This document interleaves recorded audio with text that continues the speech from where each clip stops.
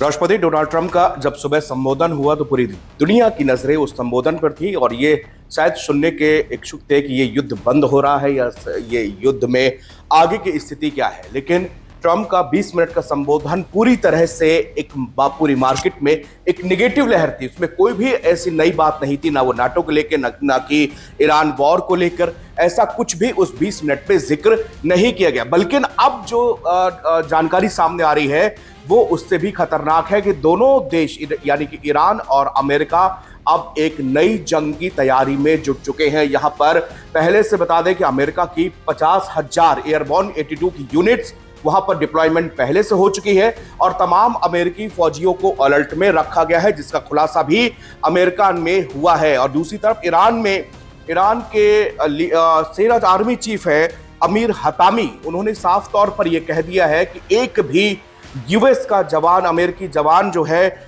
वो बचकर नहीं जाना चाहिए। और इस दोनों देशों के अगर आप बयानों की आप कंपैरेटिव स्टडी करेंगे तो समझ में आएगा कि एक नई जंग जो कि ग्राउंड ऑपरेशन जिसका हम लोग शुरुआत से जिक्र कर रहे थे वो आने वाले दिनों में देख सकते हैं। और इसके साथ साथ अमेरिका जो है इलेक्ट्रॉनिक वॉरफेयर में भी उतरने जा रहा है।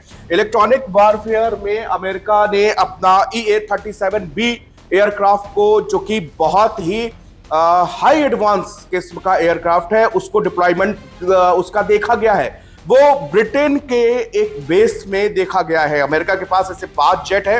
ये जेट बॉम्ब नहीं गिराते हैं, ये जेट मिसाइल्स नहीं फेंकते, लेकिन उड़ते हुए ये जैमर है, यानी कि दुश्मन के किसी भी रडार को ये मिनट भर में सैटेलाइट को वहां से आने वाला कोई भी कम्युनिकेशन स्किल सिग्नल को फेल कर देंगे और उसके बाद में जो दुश्मन का पूरा डेटा होगा वो इनके पास में होगा। इस तरह से एयरक्राफ्ट लगाने की तैयारी भी यहां पर अमेरिका कर रहा है।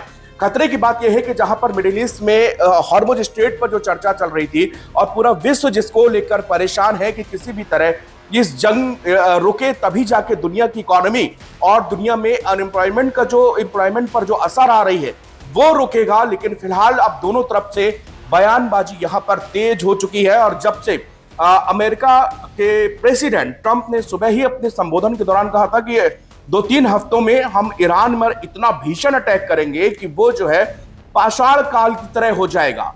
इसके बाद में तुरंत ईरान की तरफ से जो रिवर्ट बयान आया है उसमें साफ तौर पर कहा गया है कि एक भी अमेरिकी सैनिक को बचकर नहीं जाने देंगे। यहां पर हम जो है उनके लाशें नहीं मिलेंगी। ईरान का कहना है कि अगर ये लाशें ढूंढेंगे इनको लाशें नहीं मिलेंगी। इस तरह के अब एग्रेसिव स्टेटमेंट दोनों तरफ से आने लगे हैं। इससे आप साफ समझ सकते हैं कि एक दिन पहले जो बड़ी बड़ी बातें कही जा रही थी ट्रंप की ओर से वो सब झूठी थी। ये लोग एक नई ईरान के अंदर एक नए वॉर की तैयारी में है, ये ग्राउंड ऑपरेशन की तैयारी में है। हालांकि ये बात बिल्कुल फैक्ट है और बहुत सारे डिफेंस एक्सपर्ट से मैंने इंटरव्यू पॉडकास्ट किए हैं जिसमें उन्होंने साफ तौर पर कहा है कि ईरान की ज्योग्राफी और वहां के सेना के लड़ने का जज्बा वो एकदम अलग है और यूएस को यहां पर बहुत तगड़ी चोट ईरान में उठानी पड़ सकती है। अगर ग्राउंड ऑपरेशन होता है तो आप किसी भी सूरत पर ईरान से नहीं जीत सकते। 7 लाख लड़ाके उनके पास में है, 2 लाख की तो सिर्फ IRGC जो कि उनकी स्पेशल फोर्स है। कुछ फोर्स की बात अगर हम करें तो वो इस वॉर में माहिर है और इसी कारण से ये कहा जा रहा है कि अगर ग्राउंड ऑपरेशन होता है तो ये बहुत बड़ी बात होगी।